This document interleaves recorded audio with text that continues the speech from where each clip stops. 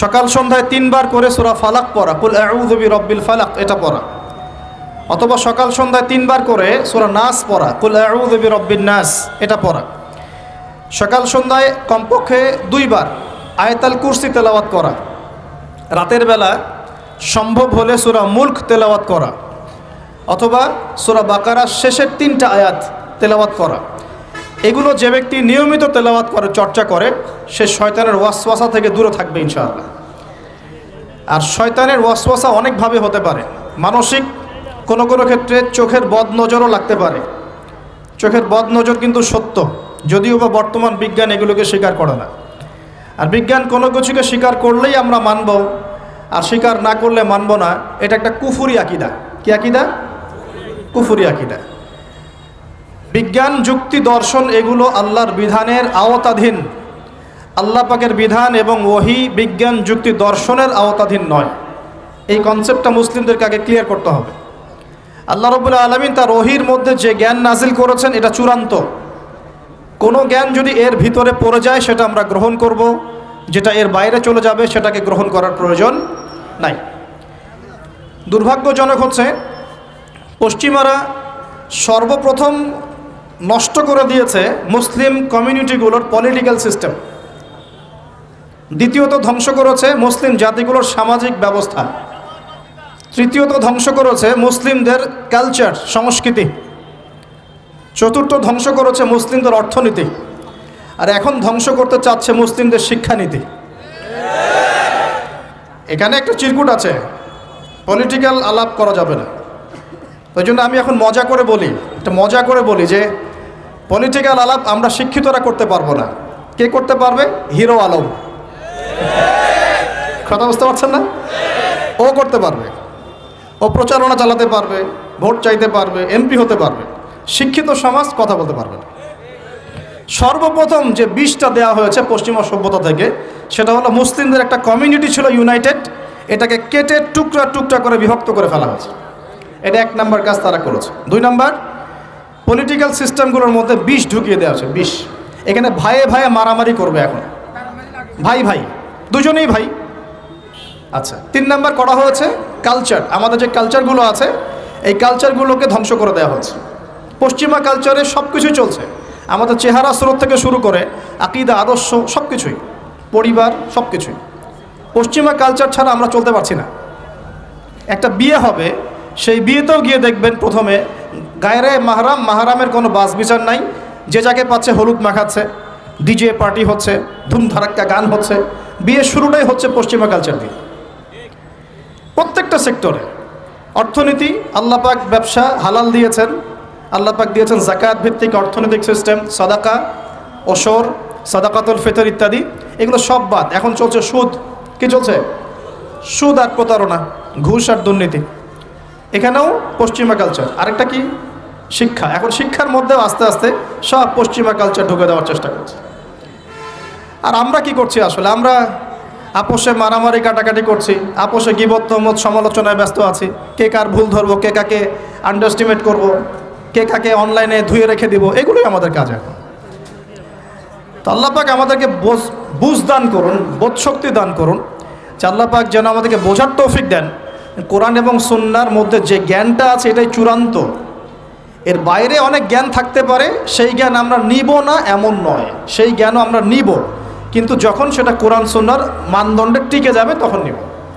দেখা যায় কোরআন সুন্নাহর সাথে সাংঘর্ষিক, সেই জ্ঞানটা আমরা নিব না। সিম্পল। কারণ আমরা তো মুসলিম, অন্যদের পরকালীন কনসেপ্ট নাই, অন্যদের পরকালের হিসেব নিকাশের ভয় নাই, তাদের পরকালীন কোনো চেতনা নাই। কিন্তু আমাদের আছে না? আমাদেরকে মৃত্যুবরণ করতে হবে, কবরে সওয়াল জবাব দিতে হবে, আমাদের হাসর, মিজান, পুলসিরাত আমাদের সামনে অপেক্ষা করছে। আর আমরা চাই জান্নাতে যেতে। কোথায় যেতে?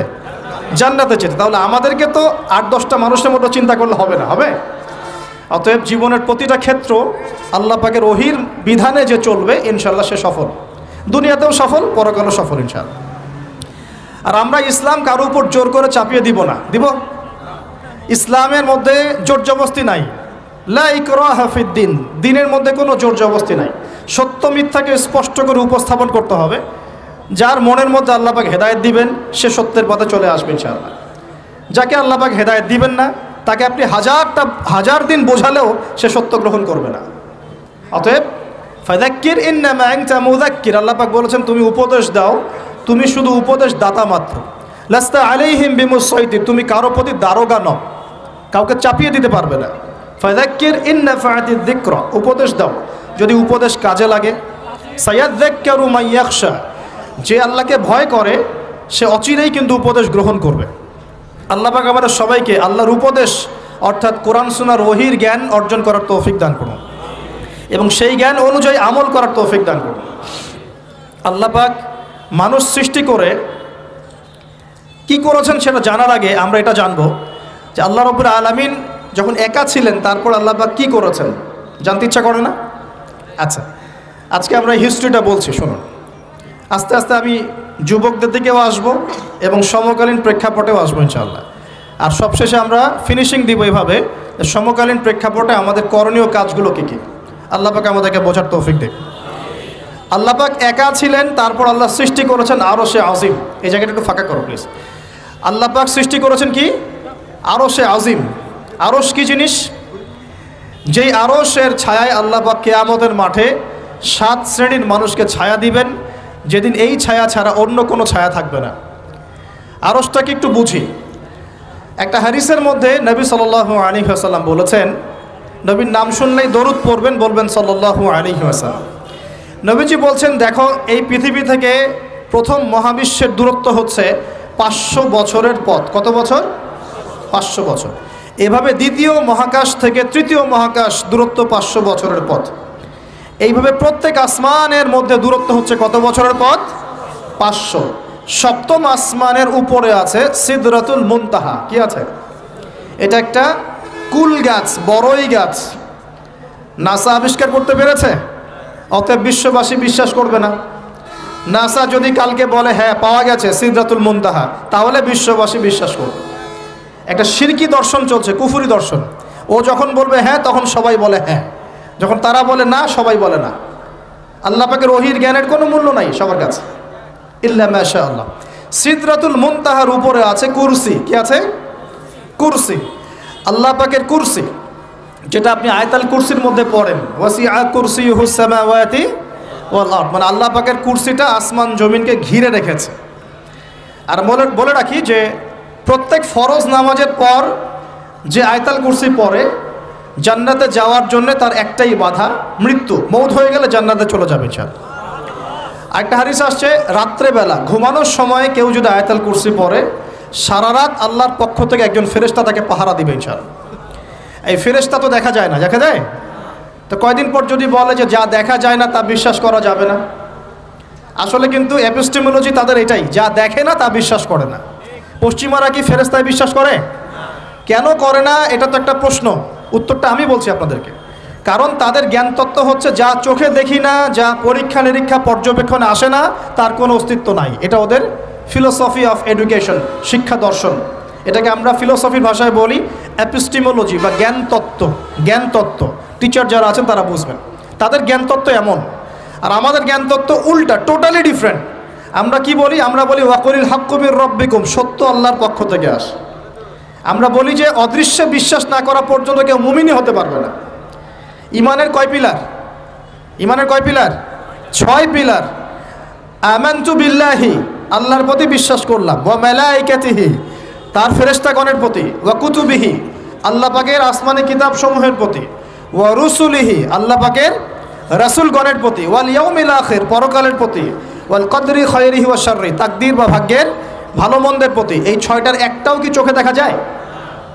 আল্লাহকে দেখেছেন? ফেরেশতা দেখেছেন? আমাদের নবীকেও কি দেখেছেন? শুধু কোরআনটা আপনি চোখের সামনে দেখছেন, আর কিচ্ছু আপনি দেখছেন না। পরকাল দেখেছেন? তাকদীর ভাগ্য দেখেছেন? কিচ্ছু দেখি নাই। এই 6টা পিলারে বিশ্বাস না করতে পারলে কেউ মুমিন হতে পারবে না। পারবে? আলিফ লাম মিম যালিকাল কিতাবু লা রাইবা ফি হুদাল লিল মুত্তাকিন। কারা মুত্তাকি? আল্লাযীনা ইউমিনুনা বিল গায়বি। এই যে 6টা গায়েবে যারা বিশ্বাস করে এরা হলো মুমিন, মুত্তাকি। তাহলে আমাদের জ্ঞানের ভিত্তিটা কি? আমরা অদৃশ্যে বিশ্বাস করি, আর ওদের জ্ঞানের ভিত্তি হচ্ছে ওরা চাক্ষুষ যা দেখে তাতে বিশ্বাস করে। এই জায়গাতেই তো পার্থক্য জ্ঞানতাত্ত্বিক। এই কারণেই ওরা ফেরেশতায় বিশ্বাস করে না, আল্লাহ বিশ্বাস করে না, নবী রসুলগণে বিশ্বাস করে না। তারা বলছে আল্লাহর সন্তান আছে, নাউজুবিল্লাহ। হ্যাঁ, তারা আসমানি কিতাবে বিশ্বাস করছে না, তার ধর্মের কনসেপ্টে বিশ্বাস করছে না, তারা পরকাল, পুনরুত্থান, হাসর, কেয়ামত, মিজান, পুলসিরাত কিছুই বিশ্বাস করে না। বিশ্বাসগত পার্থক্য এখানে। এখন মুমিন মুসলিম হিসাবে আমরা বিশ্বাস করি আল্লাহ পাকের ফেরেশতা আছে না নাই? আছে। এখন এই ফেরেশতারা 8জন ফেরেশতা, বড় বড় 8জন ফেরেশতা, তারা আল্লাহ পাকের আরশটাকে ধরে রেখেছে। কয়জন ফেরেশতা? 8জন। এই 8জন ফেরেশতা আল্লাহর আরশকে টেনে নিয়ে আসবে কিয়ামতের মাঠে। বলেন সুবহানাল্লাহ। আল্লাহ পাকের এমনও ফেরেশতা আছেন যারা একটা ফুৎকার দিবে, জাস্ট একটা ফু, এক ফুৎকারে পুরো মহাবিশ্ব ধ্বংস হয়ে যায়। এত শক্তিশালী ফেরেশতা আছে আল্লাহ পাকে। আমরা যখন মায়ের গর্ভে ছিলাম, এরকম একজন ফেরেশতাই আল্লাহর পক্ষ থেকে রূহ নিয়ে এসে মায়ের গর্ভে ফুঁকে দিয়েছে এবং আল্লাহর হুকুমে 4টা বিষয় লিখে দিয়েছে। আমরা প্রত্যেকে যখন মায়ের গর্ভে ছিলাম, বয়স ছিল 4 মাস 10 দিন। আমরা তো সব ভুলে গেছি এখন, এগুলো মাত্র 4 মাস 10 দিন। এখন শরীরে শক্তি আছে তো, এই জন্য শৈশব, বাল্যকাল সব ভুলে গেছি। আবার একদিন শরীরে শক্তি থাকবে না, তখন আবার আল্লাহ আল্লাহ করা শুরু করবো। 2 দিন ডায়রিয়া হলেই আল্লাহ আল্লাহ শুরু হয়ে যায়। যখন মানুষ সুস্থ থাকে আল্লাহর বিরুদ্ধাচারণ করে, আল্লাহ বলতে কেউ নাই। ঠিক আছে? তো ওই ফেরেশতা লিখে দিয়েছেন 4টা জিনিস আল্লাহর পক্ষ থেকে। 1, সেই ব্যক্তির হায়াত কতটুকু হবে। 2, দুনিয়াতে রিজিক পাবে, কি কি রিজিক পাবে। 3 নাম্বার, তার কাজগুলো কি কি হবে, দুনিয়ায় কি কি কাজ করবে সে। আর 4 নাম্বার, তার সৌভাগ্য, সে সৌভাগ্যবান হবে না দুর্ভাগ্যবান হবে, মানে জান্নাতি হবে না জাহান্নামী হবে। এটা লিখে দেওয়া হয়ে গেছে। এখন এরকম 8জন বড় বড় ফেরেশতা আল্লাহর আরশটাকে ধরে রেখেছেন। আর আমরা বলছি কুরসির কথা। এই কুরসি আসমান জমিনকে ঘিরে আছে। আর আয়াতুল কুরসি যে ব্যক্তি তেলাওয়াত করবে, ইনশাআল্লাহ তাআলা আল্লাহর পক্ষ থেকে একজন ফেরেশতা তাকে সারা রাত পাহারা দিবে ইনশাআল্লাহ। এই কুরসির উপরে কি আছে? এই কুরসির উপরে আছে মহাসাগর। কি আছে? অ্যামেজিং না? কখনো শুনেছেন? কুরসির উপরে আছে মহাসাগর। কানা আরশুহু আলাল মা। আল্লাহ পাক সূরা হুদের মধ্যে বলেছেন আল্লাহর আরশটা ছিল পানির উপরে। কিসের উপরে? এই মহাসাগরের গভীরতা নবীজি বলছেন এটা হচ্ছে 500 বছরের পথ। কত বছর? 500 বছর গভীর। আর আমরা যে সাগর দেখি, এই সাগরের নিচে কি আছে কে বলতে পারবে? এই সাগরের নিচে কি আছে? এই সাগরের নিচে আছে আগুন। কি আছে? আগুন। কিয়ামতের মাঠে এই বঙ্গোপসাগরে আগুন লেগে যাবে। মানুষ কি বিশ্বাস করতে পারে? এখন যে সাগরটা দেখছেন পানি ভর্তি মহাসাগর, এখানে আগুন লেগে যাবে। আগুন দিয়ে সাগর জ্বলতে থাকবে। কিয়ামত যদি কেউ চোখে দেখতে চায়, সে যেন সূরা তাকবীর পড়ে। কোন সূরা? সূরা তাকবীর। আমপারায় দেখবেন সূরা তাকবীর আছে। ইদা শামসু কুবিরাত ওয়া ইদা নুজুমু কাদারাত ওয়া ইদাল জিবালু সুজিরাত ওয়া ইদাল ইশারু উতিলাত ওয়া ইদাল উহুশু হুশিরাত ওয়া ইদাল বিহারু ফুজ্জিরাত। এই যে একটা বলছিলাম। তো প্রিয় ভাইয়েরা, সাগর নিয়ে দুটো কথা বলেই দেই। সেটা হলো আল্লাহ পাকের সমস্ত সৃষ্টি আল্লাহ পাকের তাসবিহ পাঠ করে। এমনকি এই সাগরও আল্লাহর তাসবিহ পাঠ করে। এবং প্রতিটা সৃষ্টি পরকালের সাক্ষী হয়ে থাকবে। ওই সাগরের কিনারে দাঁড়িয়ে যারা ন্যাংটা হয়ে নগ্ন হয়ে দাঁড়িয়ে আছে, গোসল করছে, সাগর তাদের বিরুদ্ধে সাক্ষী দিবে। ওখানে দাঁড়িয়ে যারা গাঁজা খাচ্ছে, ফেন্সিডিল খাচ্ছে, ইয়াবা খাচ্ছে, সমকামিতা করছে, গান বাজনা করছে, সাগর ওদের বিরুদ্ধে সাক্ষী দিবে। এই যে আজকে যেখানে বসে আমরা ওয়াজ মাহফিল করেছি, দিনের কথা বলেছি, এই মাটি কাল কিয়ামতে সাক্ষী দিবে এখানে ভালো কিছু হয়েছে। গোপনে যেখানে জেনা করেছেন পতিতালয়ে, সেই পতিতালয়ের মাটি আপনার বিরুদ্ধে সাক্ষী দিবে। আল্লাহ পাকের প্রত্যেকটা সৃষ্টি আল্লাহর কাছে সাক্ষী প্রদান করবে আমাদের বিরুদ্ধে অথবা পক্ষে। আল্লাহ আমাদেরকে বোঝার তৌফিক দান করুন। সাগর থেকে শেখার অনেক কিছু আছে। সে নীরবে আল্লাহ পাকের হুকুম পালন করে যায়। কখনো কি সে হুকুম পালন করতে থেমে যায়? আসমানের পাখির দিকে হেদায়েত আছে, তারা আল্লাহ পাকের তাসবিহ পাঠ করে। গাছপালা আল্লাহর তাসবিহ পাঠ করে। আসমান, জমিন, চন্দ্র, সূর্য যা আছে আল্লাহ পাকের সমস্ত সৃষ্টি আল্লাহর তাসবিহ পাঠ করে। আল্লাহ পাকের 2টা নাফরমান সৃষ্টি আছে, একটা হলো মানুষ আর একটা হলো জিন জাতি। এই দুটোই সবচেয়ে নাফরমান সৃষ্টি। ওইদিকে আমি পরে আসছি। সাগর কি শেখায়? বিনয়ী হতে শেখায়। কারণ সে অনেক শক্তিশালী, সে অনেক শক্তিশালী এবং প্রচুর সম্পদে ভরা। এই সাগর এই পুরো এলাকার বা পুরো দেশের কোটি কোটি মানুষের রিজিকের উৎস এই সাগর। তার ভিতরে আল্লাহর রিজিক আছে, সম্পদ আছে। অনেক সম্পদে পরিপূর্ণ থাকার পরেও সাগর খুব শান্ত, তার মধ্যে খুব উদ্ধত অহংকারী আচরণ দেখা যায় না। ঠিক আল্লাহর জ্ঞানী মানুষরা সমুদ্রের মতো হয়, তাদের ভিতরে অনেক জ্ঞান থাকে, কিন্তু তারপরেও তারা শান্ত থাকে, বিনয়ী থাকে। আর যাদের ভিতরে সম্পদ কম তাদের লাফালাফি বেশি। কথা বুঝতে পারছেন? সাগর এত শক্তিশালী হওয়া সত্ত্বেও আপনি তার সামনে গিয়ে দাঁড়ালে সে আপনার পা ধুয়ে দেয়। আল্লাহর বিনয়ী মানুষরা এমনই হয়, অনেক শক্তিশালী হওয়া সত্ত্বেও, সম্পদশালী হওয়া সত্ত্বেও তারা আপনার পা ধুয়ে দিবে। অনেক শেখার আছে, অনেক কিছু। সাগর সম্পর্কে অনেক আয়াত আছে কোরআনে। যখন সাগরে নৌযান চলাচল করে তখন আল্লাহ পাক যদি ঝড় ঝাপটা দেন, প্রাকৃতিক কোনো বিপর্যয় দেন, তাহলে মানুষ মুখলেসভাবে আল্লাহকে ডাকা শুরু করে। যখন সে সেখান থেকে উদ্ধার পায়, আল্লাহ পাক উদ্ধার করে দেন, বিপদ থেকে বাঁচিয়ে দেন, আবার সে আল্লাহর সাথে শিরক করা শুরু করে। এই আয়াতগুলো সূরা ইউনূসের মধ্যে আছে। তো আমরা চেষ্টা করব সাগরের মতো সম্পদশালী হওয়ার জন্য। সম্পদশালী ভিতর থেকে, ভিতরে সম্পদ থাকবে, যেমন ভিতরে জ্ঞান থাকবে, কিন্তু বাইরে বিনয়ী ভাব থাকবে। সাগরের মতো পা ধুয়ে দেওয়ার মানসিকতা থাকতে হবে। এবং যখন সে আল্লাহর হুকুমে মানে গর্জন প্রদান করা শুরু করে তখন কিন্তু সামন পিছন সব ভাসিয়ে নিয়ে চলে যায়। তাই নর্মালি শান্ত থাকতে হবে, যখন আল্লাহর হুকুম আসবে তখন ঝাঁপিয়েও পড়তে হবে। কথা কি বুঝতে পারছেন? সমুদ্রের মতো অনেক কিছু শেখার আছে। এগুলো শিখতে হলে আগে দৃষ্টিভঙ্গি চেঞ্জ করতে হবে। সাধারণ মানুষের মতো সব দেখলে হবে না, আপনাকে খিদর আলাইহিস সালামের মতো দেখতে হবে। কার মতো? মুসা আলাইহিস সালাম বলছেন যে নৌকা ফুটা করলেন কেন? সূরা কাহফ কেউ পড়েছেন? সূরা কাহফ পড়েছেন তো? নবী মুসা আলাইহিস সালাম বলছেন নৌকা ফুটা করলেন কেন? তিনি বলছেন নৌকা ফুটা না করলে জলদস্যু নিয়ে চলে যেত। মুসা আলাইহিস সালাম বলছেন নিষ্পাপ বাচ্চাকে হত্যা করলেন কেন? খিদর আলাইহিস সালাম বলছেন এই বাচ্চাকে হত্যা না করলে এই বাচ্চা বড় হয়ে বড় কাফের হতো, পিতা মাতাকেও কাফের বানাতো। মুসা আলাইহিস সালাম বলছেন এই দেয়াল কেন নির্মাণ করলেন পারিশ্রমিক ছাড়াই? তিনি বলছেন দেয়াল নির্মাণ না করলে এর নিচে থাকা সম্পদ, এতিম বাচ্চাদের সম্পদ মানুষ নিয়ে চলে যেত। তিনটা প্রশ্নেই মুসা আলাইহিস সালাম বাইরের চোখ দিয়ে দেখেছেন, খিদর আলাইহিস সালাম তার ভিতরের চোখ দিয়ে দেখেছেন। এই যুগে যদি আপনি ফিতনা চিনতে চান, দাজ্জালীয় সভ্যতাকে চিনতে চান, তাদের প্ল্যানগুলো বুঝতে চান, স্বাভাবিক দৃষ্টিভঙ্গি দিয়ে দেখলে হবে না, ভিতরের চোখ দিয়ে দেখা শিখতে হবে। এটা সবচেয়ে বড় কথা আজকের মাহফিলে। দৃষ্টিভঙ্গি চেঞ্জ করতে হবে, তারপরে আপনি ফিতনা ধরতে পারবেন, সমাধানও খুঁজে বের করতে পারবেন ইনশাআল্লাহ। তবে বাস্তবতা কি জানেন? বাস্তবতা হচ্ছে খিদর আলাইহিস সালামের মতো মানুষদেরকে এই সমাজ মূল্যায়ন করে না। যাদের মধ্যে খিদরের মতো অন্তর্দৃষ্টি আছে তাদেরকে সমাজ মূল্যায়ন করে না, তাদেরকে মানুষ বলে পাগল। যেমন নবী সাল্লাল্লাহু আলাইহি ওয়াসাল্লামকেও মানুষ বলেছিল মাজনুন, পাগল হয়ে গেছে। নবী সাল্লাল্লাহু আলাইহি ওয়াসাল্লামকে মানুষ বলছে সাহের, জাদুকর, মাজনুন, ফারিকুল জামাআ, বলছে সাবেঈ, কত কথা বলেছে। আল্লাহ পাক আমাদের সবাইকে কোরআন সুন্নাহ ভিত্তিক জ্ঞান অর্জন করার তৌফিক দেখ এবং খিদর আলাইহিস সালামের মতো অন্তর্দৃষ্টি লালন করার তৌফিক দান করুন। এই মহাসাগরের অস্তিত্ব আছে যেটা কুরসির উপরে, এর উপরে আল্লাহ রাব্বুল আলামিনের আরশে আজিম, যেটাকে টেনে নিয়ে আসবে কতজন ফেরেশতা? 8 জন। আগে হাদিসটা শুনি।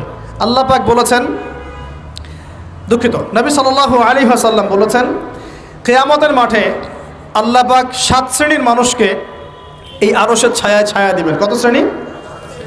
যুবক ভাইরা হাদিসটা খুব ভালো করে শোনেন, কারণ এখানে সবগুলো হওয়ার মতো সম্ভাবনা আপনার আছে। 7টা শ্রেণীর অন্তর্ভুক্ত হওয়ার সম্ভাবনাই যুবকদের আছে, সবার নাই। 1 নম্বর হচ্ছে ন্যায়পরায়ণ শাসক। সুযোগ আছে তো? শাসন ক্ষমতা খারাপ কিছু না, কিন্তু শাসন ক্ষমতা পেয়ে যদি মানুষ ন্যায় বিচার করে ভালো, যদি জুলুম করে তাহলে আল্লাহর সামনে জবাবদিহি করতে হবে। That's all. 2 নম্বর সেই ব্যক্তি যার অন্তর মসজিদের সাথে ঝুলন্ত থাকে। কার সাথে? মোবাইলের সাথে না। কার সাথে? এখন অন্তর কার সাথে ঝুলন্ত থাকে? মোবাইলের সাথে। মসজিদের সাথে অন্তর ঝুলন্ত মানে কি? এটা কি সত্যি সত্যি কলিজা ঝুলা আছে না রূপকথা? মানুষ তো রূপক অর্থ বুঝতে পারে না এখন। মানে আপনি নামাজের জন্য, জামাতে নামাজ পড়ার জন্য উদ্গ্রীব হয়ে থাকেন, এটা হলো মসজিদের সাথে ঝুলন্ত হৃদয়। এরপর সেই ব্যক্তি, সেই যুবক যে তার যৌবনকালটা আল্লাহ পাকের ইবাদতে কাটিয়ে দিয়েছে। সুযোগ আছে না? আছে কি নাই? যুবকদের সুযোগ আছে কি নাই? 4 নাম্বার, সেই ব্যক্তি বা সেই দুই ব্যক্তি যারা একে অপরকে আল্লাহর জন্য মহব্বত করে। বয়ফ্রেন্ড গার্লফ্রেন্ড ট্রেডিশন বলা হচ্ছে না, বয়ফ্রেন্ড গার্লফ্রেন্ডের হারাম জেনার ভালোবাসা বলা হচ্ছে না। কি বলা হচ্ছে? দিনের জন্যে, আল্লাহর জন্যে দুজন পরস্পরকে ভালোবাসে, আল্লাহর জন্যেই বিচ্ছেদ ঘটে। 5 নাম্বার, সেই ব্যক্তি যাকে, যুবক ভাই শোনেন ভালো করে, সেই ব্যক্তি যাকে কোনো সুন্দরী নারী জেনার জন্যে ডাকে, সুন্দরী উচ্চ বংশের কোনো মেয়ে নিজেই জেনা করার জন্য ডাকে, কিন্তু যুবক বলে আমি আল্লাহকে ভয় করি, ইন্নী আখাফুল্লাহ, আমি আল্লাহকে ভয় করি। এরকম যুবক আছে এখনো বাকি সমাজে? এখন তো ইচ্ছা করেই মানুষ জেনা করে। এখন তো জেনা এত সহজ, মানুষ 1000, 1500, 2000 টাকা দিয়ে জেনা করতে পারে। এই সমাজে জেনা সহজ, বিয়ে হয়েছে কঠিন। এই সমাজে জেনাটা সহজ হয়ে গেছে, বিয়েটা কঠিন হয়ে গেছে। এই জন্য বিয়ের ঝামেলা অনেকে যেতে চায় না। জেনা করেই তো আমি যা উদ্ধার করার করছি, বিয়ে করলে খাওয়াতে হবে, নিজের পায়ে দাঁড়াতে হবে, এই লাগবে সেই লাগবে, সুবহানাল্লাহ। কিন্তু প্রিয় ভাই মনে রাখবেন, যদি আপনি জেনা থেকে বেঁচে থাকতে পারেন, আল্লাহ পাক আপনাকে সাক্ষাৎ মৃত্যুর হাত থেকেও বাঁচাতে পারেন। এটা আমি এমনি এমনি বলি নাই, আমি দলিল দিচ্ছি। জেনা এমন একটা পাপ, যেই পাপ থেকে যদি কোনো যুবক নিজেকে বাঁচাতে পারে, আল্লাহ পাক তাকে সাক্ষাৎ মৌতের হাত থেকেও বাঁচাতে পারবে ইনশাআল্লাহ। কিভাবে? 3 বন্ধু যাচ্ছে রাস্তা দিয়ে, হঠাৎ করে ঝড়, বন্ধু 3 জন ঢুকে গেল গুহার মধ্যে। কিসের মধ্যে? গুহায়, যে পাহাড়ি এলাকায় আপনারা থাকেন যারা, গুহার মধ্যে। হঠাৎ করে পাহাড়ের পাথর দিয়ে গুহার মুখটা বন্ধ হয়ে গেল। এখন খোলার কোনো অপশন নাই। সবাই বলছে এখন 3 জন, এখন তো আমরা বের হতে পারবো না, সবাই সবার নেক আমলের ওসিলা দিয়ে আল্লাহর কাছে দোয়া করো। কিসের ওসিলা দিয়ে? নেক আমলের ওসিলা দিয়ে দোয়া করতে হয়। যে হাদিস,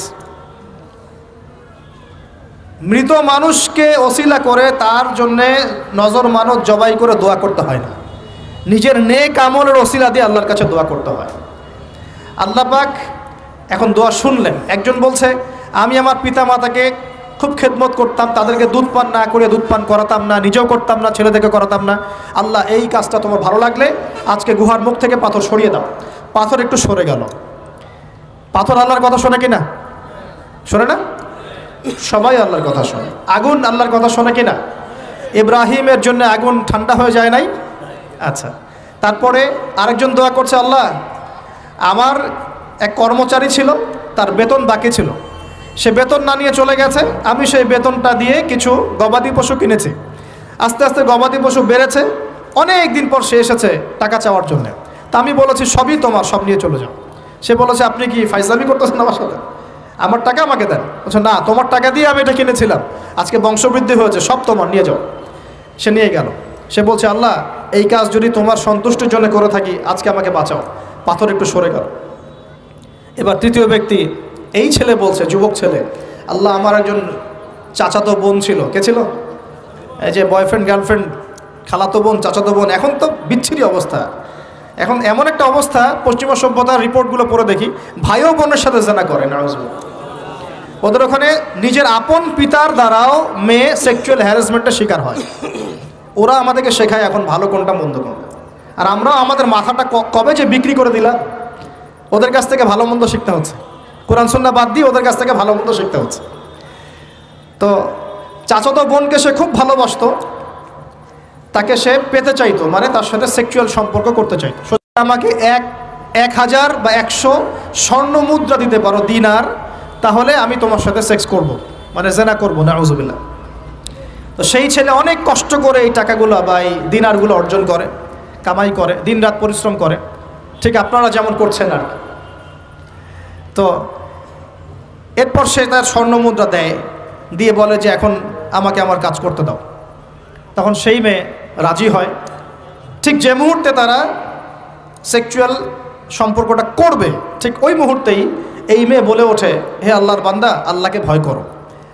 আমি সারা জীবন আমার সতীত্বকে ধরে রেখেছি, কাউকে দেইনি, আমি কারোর সাথে এরকম অন্যায় করি নাই, আমি খারাপ মেয়ে নই, তুমি আমার ইজ্জতটা নষ্ট করো না।